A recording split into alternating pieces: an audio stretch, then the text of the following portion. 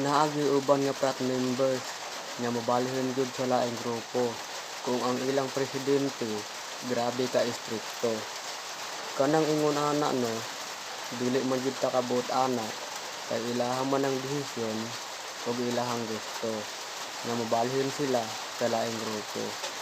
Pero nganong mabalhin man gid ta sa laing grupo nga mas nindot man ang mga presidente ta og istrikto para naay makahatag og disiplina sa ubang membro nga buluyagon para makat-on sa maayong pagpamatasan sa tanan ug pagrespeto.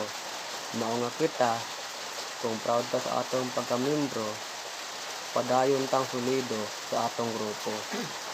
Gamma Pi Sigma Trahedron Fraternity, ito ang grupong tinayo na aking pinagmalaki. At kahit na anumang chapter, malaki o maliit, pag ito'y humagupit, malupit sa malupit.